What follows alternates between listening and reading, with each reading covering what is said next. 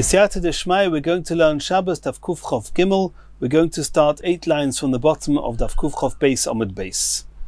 Says the Gemara, Noitel Odom Kurnus Chulu. We saw in the Mishnah that a person is allowed to take a kurnus, which is a hammer, and he's allowed to use it to crack a nut on Shabbos. There's nothing wrong with cracking a nut on Shabbos. The question is there anything wrong with moving a hammer? And we're going to discuss in the Gemara what type of hammer this is, but the Mishnah gives us a long list of different tools that are allowed to be used in order to do something mutter on Shabbos. Says the Gemara, Rav Yehuda says, Kurnus shel egoizin lefatzeach boes egoizin aval shel napochin loy.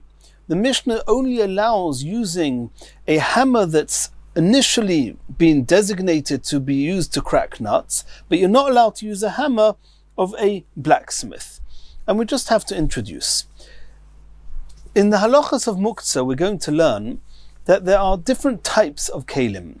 There's one type of vessel, a type of a kli, utensil, that's called a keli shemelachto leheter. Its primary use, even during the week, is to do things with it that one is allowed to do on Shabbos. That's called the keli shemelachto leheter.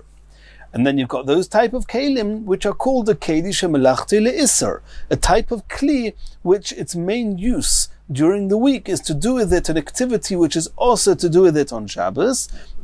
And we're going to have to learn whether one's allowed to move those kelim on Shabbos, obviously to do things that are mutter to do on Shabbos.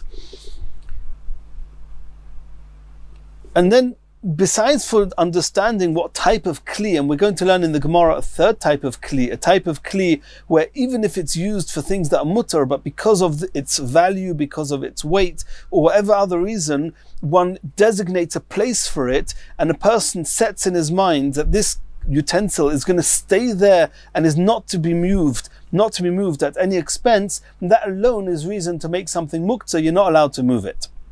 Besides for understanding what type of utensil it is, we have to also understand why are you moving it. And there are 3 different reasons a person should want to move something. Number 1, to use it. That's called l'tzerich gufay. 1 is in order to vacate the place where it is. I need the place where it was. I want to move it out of the way. That's called l'tzerich makoymay.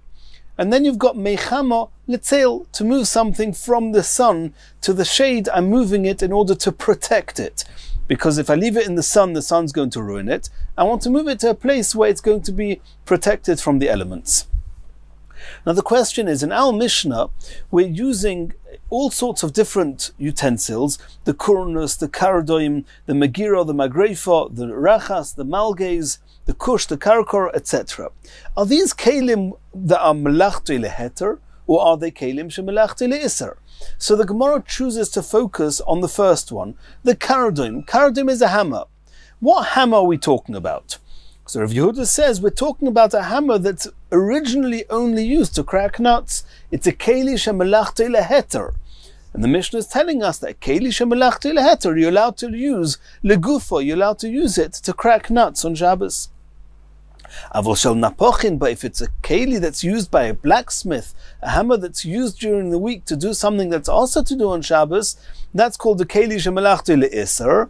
And Rav Yehuda says, a keli shemelachto leisser, you're not allowed to move it, even l'tzerich gufay, and therefore you would not be allowed to crack a nut with a hammer of the blacksmith. Kurnus shel egoizim lefatzea boes egoizin, aval shel napochin loy. Kosovar, he holds dover shemelachto leisser, kli shemelachto leisser, afilu l'tzerich gufay. Also, you're not even allowed to use it to do something mutter. Omali Rabba is arguing with Rav Yehuda and saying, Elo me'ato sefer diktoni, es rachas ves amalges, los es alov lekotten, rachas umalges mi me'achte le lekotten. Let's move towards the end of the Mishnah. It says there that you're allowed to use a shovel, one that was used for winnowing during the week, which is also on Shabbos, and a pitchfork, which these are things that are also to use on Shabbos. For their original use, you're allowed to use them to put food on them and pass them to a child. Over there, it's definitely a keli shemelachto leisser. it's not a keli shemalachti leheter. With a kurdum, with a hammer, you can say it's a hammer that's a malachti leheter because it's a hammer used to crack nuts. But you can't say that on a pitchfork or on a shovel. So Rabba argues with Rav Yehuda, and he's going to learn that keli shemalachti le'iser, even such a kli, is allowed to be used on Shabbos, l'tzeirach gufay, to be used for something mutter. Kurnos shel napochin lefatzea boyes hagoyzim, that even the Mishnah is even allowing you to use the hammer of a blacksmith to crack nuts on Shabbos. Kosovar, he holds davar shemalachti le'iser l'tzeirach gufay mutter. One's allowed to use a kli shemalachti le'iser l'tzeirach gufay. Says the Gemara, Eisve Abaye leRabba. Abaye is now going to ask a question on Rabba. At this point, Abaye is learning and holding that keli shemalachti le'iser is also to be used even l'tzerach gufay. We're going to see it on Omid Beis. Abaye changed his mind, but at this point, this is what Abaye holds. We learnt in a Mishnah, in a Brisa. Abaye is asking on Rabba from a Brisa. Meducha, referring to a grinding bowl, a bowl they used to grind with. To grind on Shabbos is asa. Im yesh bashum, if there's still some garlic left in the grinding bowl, metaltilin oisa, you're allowed to move. Since you're allowed to move garlic on Shabbos, it's food. You're allowed to use the bowl with it. Move the bowl with it. Ve'im lav, if there's no garlic left in this bowl, you're not allowed to move the bowl, even to use it, to turn it upside down, to sit on it, even to use it legufay for something mutter. Ve'im lav ein metaltalin oisa, if there's no garlic in it, you're not allowed to move it. So Abaye is saying to Rabba, you Rabba say that keli shemalachti le'iser is allowed to be used l'tzerach gufay. How are you explaining the meducha? Omale Rabba is saying, Hamani Reb Nechemya. This brisa is following the unique opinion of Reb Nechemya, and we don't paskin like Reb Nechemya. The brisa was following Reb Nechemya. The Omar, Reb Nechemya holds, Ein kli nitel elo l'tzerich tashmishay. Reb Nechemya holds that you're only ever allowed to move any utensil on Shabbos if it's being moved for the unique purpose and its prime use that it was originally dedicated for. Even a keli of heta, you're not allowed to move it to do something other than what it's been made for. So here too, this meducha, his grinding bowl, is only allowed to be used to grind in, and since you're not allowed to grind on Shabbos, you're not allowed to move it. But Rabba says, Rabba, we don't hold of Reb Nechemya, and therefore don't ask a question from such a brisa. Esfei, now we're asking another question on Rabba. Beis Shammai hold that Ein noitlin eso ali. Ali is a pestle. It's a tool used to grind with. You're not allowed to move such a pestle lekatzevol of bosar, to chop meat on it. Beis Hillel matir and Beis Hillel say you're allowed to move such a ali, such a pestle, in order to chop meat on it. V'shovin, both Beis Shammai and Beis Hillel hold she'im kotzavol of bosar. Once you've finished chopping the meat on it, she'also l'taltalo, you're not allowed to move it anymore, even for something which is legufa, even if you want to use it for something mutter. So from here you see clearly that both Beis Shammai and Beis Hillel learn you're not allowed to move this pestle on Yontov. It's muktzah, and according to you, Rabba, even though it's a muktzah machmas, it's a keli shemalachti le'isa, it should be mutter to move it machmas gufay. So here again, the Gemara says, Sovar l'shnuyalei, Rabba again wanted to say that this price is Reb Nechemya, is following Reb Nechemya, that you're only allowed to move it for something which it's been designated for to start with, and therefore this brisa does not affect us because we do not follow the opinion of Reb Nechemya. Given the Shama lahod Omar of Chinana bar Shalamya mishmei de Rav, when Rabba heard in the name of Rav, Hakil Moedim, not only Reb Nechemya, but even the Chachomim who argue Reb Nechemya, normally they hold that Basichi, Ziri, Umazuri, which are three different types of tools that are used by painters, those that are dyeing, wherever they're dyeing, the Tzavonim, Rashi says, that the Kivan de Kopidolayu, since people are very particular not to move them, not to use them for anything besides the use, their primary and main use, Miyachid lu'umokim, since people are makbid, they designate a specific place to them, no one should move them. And since a person designated before Shabbos that these tools should stay in those places and not be moved, they are considered muktzah, and muktzah means out of mind, they've been set aside, and therefore you're not allowed to move them on Shabbos. Hachanami, so too, not only in the case that we're just discussing now, which is the case of the ali, this grinding tool, this pestle, but also in the first case of the meducha, the grinding bowl. Now Rabbi says that both of those are type of tools that a person typically would set aside, and therefore in both those cases the reason that they are muktzah on Shabbos is because they are miyachid lehu mokim, hachanami miyachid lehu mokim, and it's not a contradiction to what Rabbi said, that a keli shemelachti le'issa, a type of keli which was not miyachid lehu mokim, that it's mutter to move it l'tzeirach kufay. Continues the Gemara, Itmar, Reb Chia bar Abba Omar Rabbi Yochanan, who said in the name of Rabbi Yochanan, Kurnus shel zahovim shoninu. When the Mishnah says that you can use a hammer to crack nuts, we had a discussion, Rabba and Rav Yehuda. Rav Yehuda says it's talking about a hammer that's designated to be used to crack nuts. Rabba said even the type of hammer which is normally used by blacksmiths. Here the Gemara Rabbi Yochanan is saying we're talking about a hammer of a goldsmith. Rav Shemin bar Abba Omar, Kurnus shel besomim shoninu. The Mishnah is even talking about a hammer that was typically used by the spice makers, that even those hammers one is allowed to use to crack nuts. And in both these hammers that we're talking about here, a person typically is makbid on them. The goldsmith's hammer, he doesn't want it to get dented in any way, even though it's not so difficult to flatten it out again. You just bang it on the surface, it gets flattened.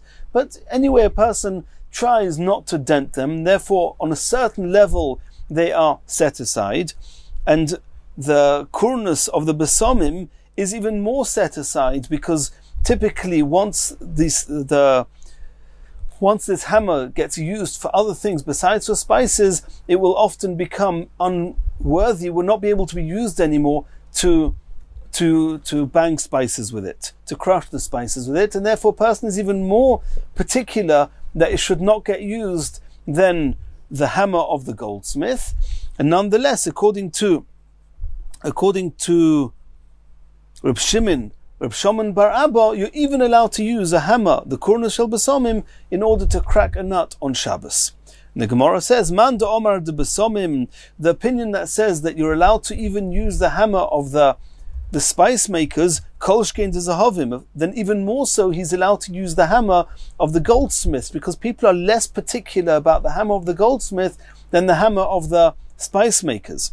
Man de Omar shel zahavim, however, the opinion, as we saw from Rabbi Yochanan, who says that you're allowed to use the hammer of the goldsmiths, avol de besomim kopid alayu, it's comfortable to assume that Rabbi Yochanan would say that the hammer of the spice makers, there a person is very, very particular to set it aside and only use it for spices, and therefore one would not be allowed to use such a type of hammer to crack nuts on Shabbos. It's a keli shemelachtai, not only is a keli shemelachtai le'issa, it's a keli that he puts aside, is miyachid le'umokim, and therefore it's muktzah on Shabbos.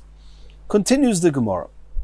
We saw in the Mishnah, es hakush ves hakarkar litchiv boy. One is allowed to use a kush, a spindle, which is a type of tool that thread was spun round, and the karkar, which is a weaver's reed. One's allowed to use them litchiv boy to spear with it some soft fruits, typically strawberries, what we would call a toothpick, or we often use a toothpick for that, to use a little splinter. You're allowed to poke a soft vegetable and pick it out of the tray, out of the bowl, and eat it. Says the Gemara, Tonu Rabbanon, Paga, an unripe fig, Shetomno beteven, that he buried in straw. He was hoping that it would get ripened that way. V'charora, and the cookie, Shetomno begecholim, that he buried within some coals. And now on Shabbos he wants to remove this fig or this cookie from within the straw or from within the coals. Straw and coals are both muktzah on Shabbos.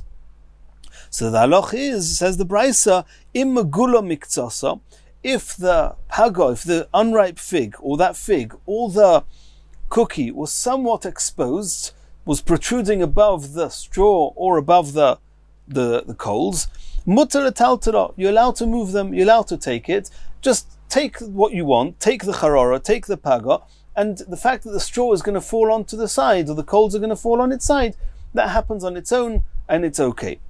Imlav, if it's not protruding at all, if it's not exposed at all, also etaltara, you're not allowed to move it. Rabbi Elazar ben Tadoi Omer, Rabbi Elazar ben Tadoi argues and says, Toichavin bekush oy bekarkor, you're allowed to poke, to spear this fig or this cookie with either a spindle or a weaver's reed. V'hein menurais melein, and then you can poke it in, lift up this fig, and everything else is just going to fall aside on its own. The Tanakama, who argues with the Rabbi Elazar ben Tadoi, says, how are you going to get to the fig if it's totally submerged? If it's not exposed, you'd have to move the straw or move the coals. You're not allowed to do that on Shabbos. Rabbi Elazar ben Tadoi says, I've got a good idea for you. Poke something in, and then you can pull them out. Omar of Nachman alocha Rabbi Elazar ben Tadoi. Rabbi Nachman rules like Rabbi Elazar ben Tadoi, that you can poke in this kush or karkar into the fig or into the cookie, and lift up the fig or cookie and let the straw or the coals fall aside. The memra the sover of Nachman, the Gemara says, can we deduce from here that Nachman holds tiltul minatzad loishmei tiltul, that it's only called that you moved something if you move it directly, but if you don't move it directly, you just pull something out and the muktzah moves on its own as if from the side, that it's not called moving. V'ha'omer of Nachman, this seems to contradict another halacha of Rav Nachman. Rav Nachman says, Hai pugla, a radish, milamalo lemato, if the wide part of the radish is on top, is in the ground, it's submerged, but the wide part is higher up, and the lower part is lower, and the narrow part is lower down.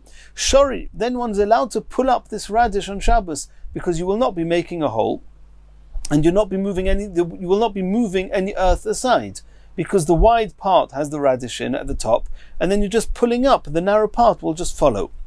Mimato l'maylo osur, if however the wide part of the radish is submerged in the ground and just the narrow part is protruding and exposed on top, you're not allowed to lift up the radish from the narrow part, allowing the earth that's covering over the wider part of the radish to just fall away.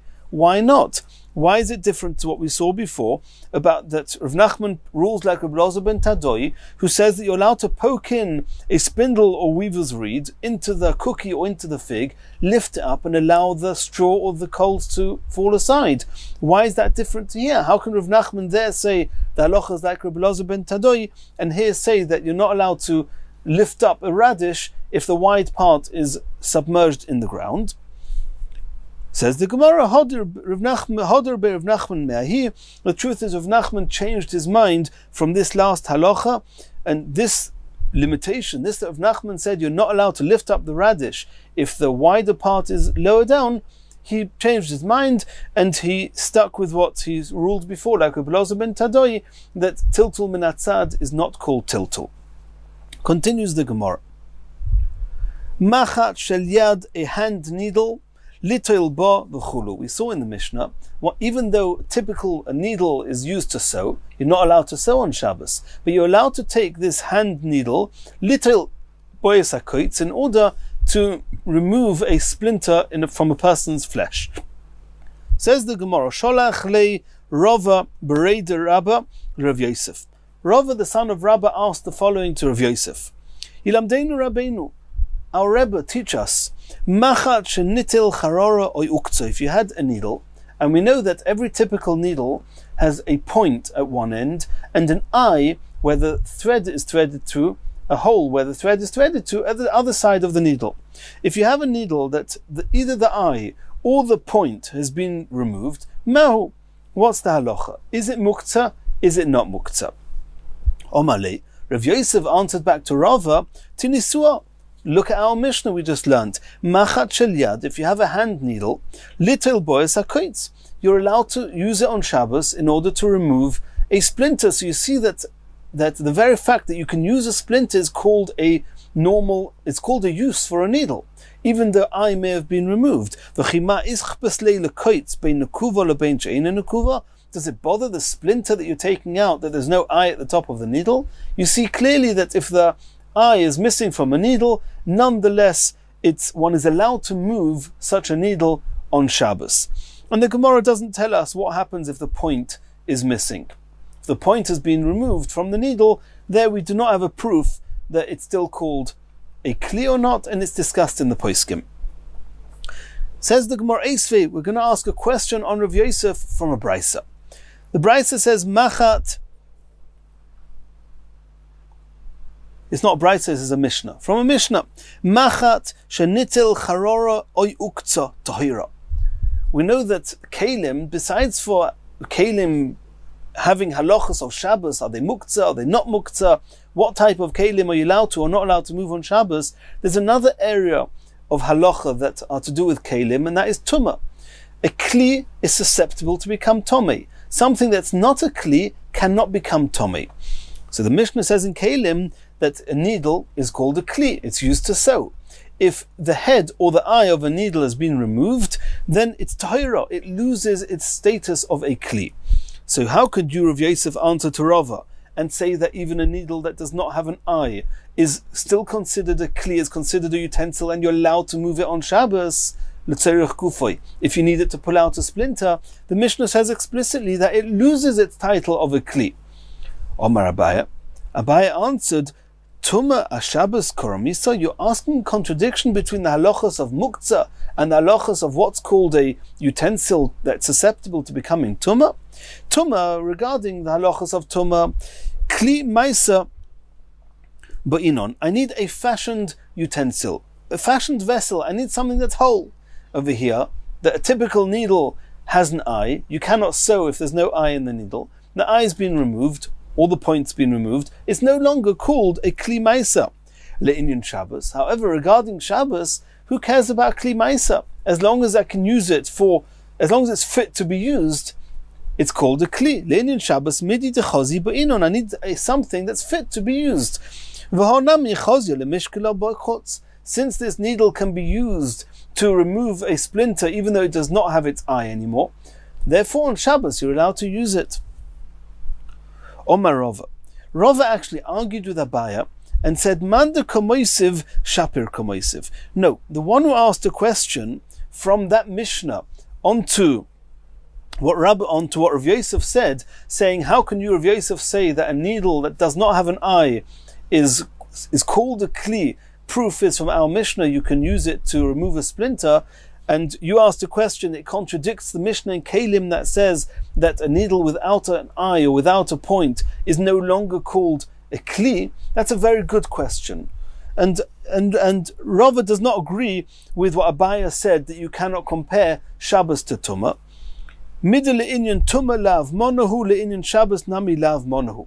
And Rava says that if it's not called a kli in Hilchas Kalim, it's also not called a kli for Hilchas Shabbos, and you would not be allowed to use it even to remove a koitz. Meisvei, we're going to ask a question on this. Machat bein nekuva, bein she'einu nekuva, muter l'taltala b'Shabbos. As Rav Yosef said before, we now see explicitly in this brisa that irrespective of whether there is an eye in the needle or there's no eye in the needle, you're allowed to move it on Shabbos. Muter l'taltala b'Shabbos. If you need to use it, you can use it on Shabbos.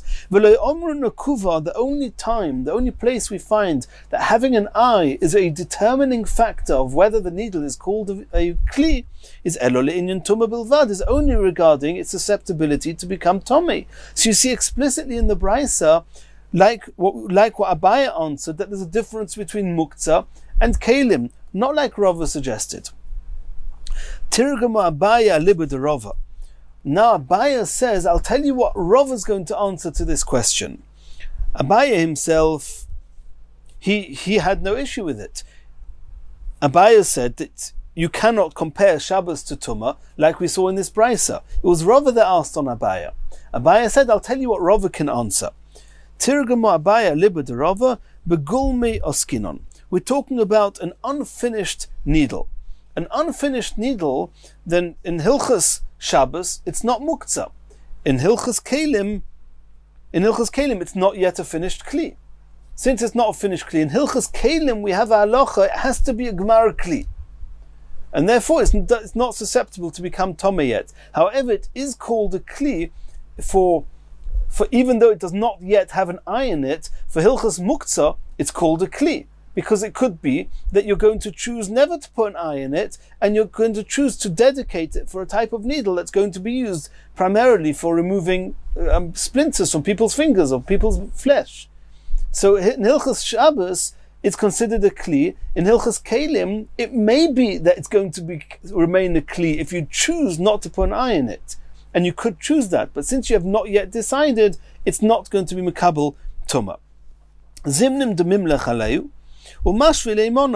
Since sometimes you're going to choose that to keep this needle without an eye in it, therefore in Hilchos Shabbos it's called a kli, you're allowed to move it, and just in Hilchos Tumah it will only become tomei after you've decided that this is the gemara kli, it's a finished utensil. Aval, but in a case where you had a needle which did have an eye in it, and after you made an eye in it, now it's clear that what determines the status of this needle is its point with its eye. Then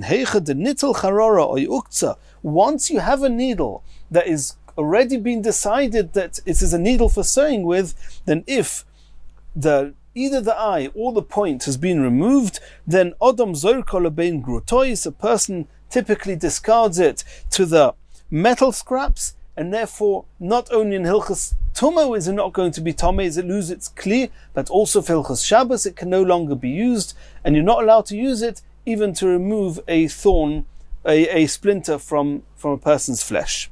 Continues the Gemara. Asuve Yenuka. A child that was born, and it seems that some of his limbs had been a little bit moved out of place, dislodged, and this person wants to straighten out the limbs of this infant. Rav Nachman Osir. Rav Nachman says it's Osir because it's compared to fixing, to masakin. You're fixing the person. You're not allowed to fix anything on Shabbos. Rav Sheshes Shori. Rav Sheshes says it's mutar. It's not considered that you're fixing the infant. Omer Rav Nachman. Rav Nachman says minoah minelo. What's the source that I say that it's considered fixing and it's osir? Ditnan we learned in a Mishnah. Ein oisin apiktoizin b'Shabbos. A person is not allowed to do something to cause himself to vomit on Shabbos. Why? Because the reason that a person causes himself to vomit, this is not refuah, this is not medical reasons. He's doing it just in order that he should fix himself up to empty out his system in order that he should be able to eat more food. So you see that you're not allowed to fix a person on Shabbos. For if Sheshes says you can't compare the two. Hasam, in the case of doing something to cause a person to vomit, lav urcha hacha. It's not a typical, common, normal thing to do, and therefore doing it is called fixing the person. Hacha, however, in the case of the infant, that you're just straightening up its limbs, urche, it's a very normal and a common procedure, and therefore it's not considered you're fixing the child. Omer of Sheshes. If Sheshes says, Minoah minolo, what's my source that you're allowed to straighten out the limbs of an infant? Ditnan. We learnt in the Mishnah, Machat shel yad, a hand needle. We learnt about in our Mishnah. Little boys, hakoitz, one is allowed to move it on Shabbos in order to remove a splinter from a person's flesh. So you see clearly that in the same way as you're allowed to remove a splinter is not called fixing the person, so too straightening up the limbs would not be called fixing. Rav Nachman will answer that and say, Hasam, in the case of the splinter, pocket. Over there it's merely embedded into the flesh, and therefore removing it is not considered that you're fixing the person. Hacha, but in the case of the limbs of the child, loy pocket, it's not embedded in the person, you're working with the limbs itself, you're arranging the limbs, it's as if you are positioning the limbs and attaching them to where they need to go. That's called fixing a person. And therefore, according to Rav Nachman, it's also. Continues the next Mishnah. Kono shel zeisim, a cane that was used to stir the olives in the container that the olives were sitting in.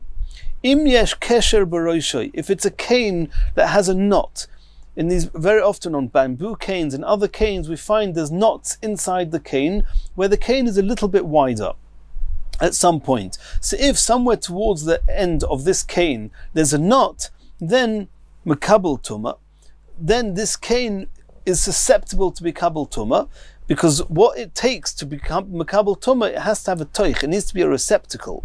So if it's just a plain cane, then it's not a receptacle. However, if towards one end of this cane there's a knot, then we're going to see soon it's considered, since it's wider a little bit and it can contain some of the oil, then it's considered a receptacle, and then this cane will be considered a kli and can become tomei. Ve'imlav ein mekabel tomei, if it does not have a knot towards the end of the cane, it does not become tomei. Beinkach or beinkach nitel b'Shabbos. But either way, since it's used to stir the olives, it's not muktzah on Shabbos. There's nothing wrong with stirring olives on Shabbos.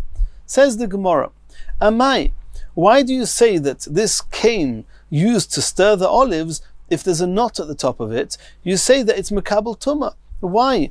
Pshutei klei eitzu. We know that in Hilchas Tumah and Hilchas Kelim, there's a difference between a mekabel, a receptacle, and pshutim, which is materials that do not have a receptacle.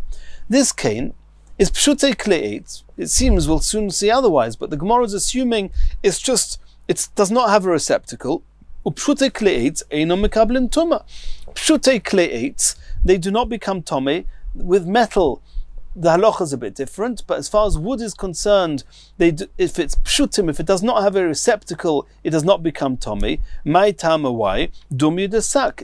Wood is mentioned in the pasuk together with sack, and it's got to be similar to sackcloth, and sackcloth is something that is always used as a receptacle. So too wood will only become tomei if it's a receptacle. Dumi de sak, but in order for it to become tomei, it needs to have a receptacle. Why is this cane mekabel tuma? Tonu Mishmeid Reb Nechemya answers the Gemara in the name of Reb Nechemya, when he stirs the olives with it, then a little bit of the liquid that comes out of the olives gets collected in this wider part where the knot is, and since it's got some form of a receptacle, and the person wants to see, he wants the oil to be collected there to see whether the olives are already ripe enough to be pressed or not, and therefore he appreciates the knot being a receptacle. Therefore, since it's a receptacle, it can be kabel tomei, it can become tomei. Says the next Mishnah, Rabbi Yosi Omer, Kol hakelim nitlim, any kelim, any utensils are allowed to be moved on Shabbos, chutz min ha-meser hagodol, besides for a very large saw, v'yosed shel machresha, which is a knife-like part of the plough, called the yosed of the machresha. Those are two kelim that you're not allowed to move on Shabbos. And we have to know what this means. What does it mean all kelim you're allowed to move? Some kelim are kelim shemelachti le'isa. We're going to see that now in the Gemara. Says the Gemara, Omar Reb Nachman, Hai Uchla, this vessel that was used to scrub laundry, the kotzri that was used by the launderers, Kiyosei shel machresha damya, it has the same halachas as this knife-like part of the plough that is not allowed to be moved on Shabbos. Omar Abaya says, Charba de ushpechi, the knife of the tanners, v'sakino de ashkavta, and the knife used by the butchers, v'chatzino de nagri, and the carpenters, they had a special shaping tool. All these are kiyosei shel machresha domi, have the same halachas as this knife-like part of the plough, which is also to be moved on Shabbos. Tonu Rabbanon, we learned in a brisa. And just to introduce what we're about to learn now, we know that there's 39 melachos on Shabbos. We've learnt about them extensively till now. Muktzah, which is a very well-known Issa on Shabbos, is actually not one of the Lamates melachos. It was actually an Issa d'Rabbanon. There's a Machlokes Rambam and Ravid exactly why the Chachomim made an Issa of Muktzah. Was it in order to differentiate between Shabbos and weekdays? Was it in order to avoid people carrying things that they will then carry from Rishus HaYochid into Rishus HaRabim. There's different explanations in the Rishonim why Muktzah became an Issa. But let's try and understand, when was the Issa of Muktzah first instated? Who was the first one to say something is called Muktzah? One thing we know is, we learned on Daf Lamed, that the concept of Muktzah already existed in the times of David HaMelech. It says when David HaMelech was nifta, when he passed away, Shlomo HaMelech asked whether he was allowed to move the body of his father. He was nifta on Shabbos, and there was an issue there with moving him out of the sun. There should be covered hameis. We see the concept of Muktzah already existed in the times of David HaMelech. However, in Sefer Nehemiah, in Perek Yud Gimel, it says there that Nehemiah noticed at some point that people in his generation were being, and this was in the time of the second Beis Hamikdash, which was many years after David HaMelech. It was almost 1,000 years later, where he saw that people were very lax in Hilchas Shabbos. They were being Mechal Shabbos. He wanted to make a Gzeira, he wanted to do something to strengthen Shabbos. So then, in his times of Nehemiah, they decreed the Muktzah. And it was done in various stages. The initial decree was very severe. He said, you're not allowed to move any utensils. It doesn't matter, Keli shemelachti le'issa, Keli shemelachti le'heta, nothing you're allowed to move, besides for 3 kelim that were very commonly used on Shabbos. Besides that, all kelim were osa.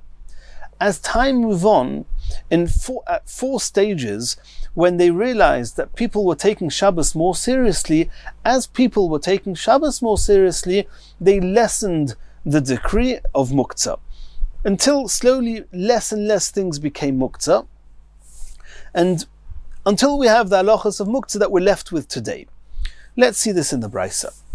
Barishoina, at first, and this is talking about in the times of Nehemiah, when he made that first takona, that first decree against moving Muktzah on Shabbos, they said, Shloisha kelim nitlim, only 3 utensils are allowed to be moved on Shabbos.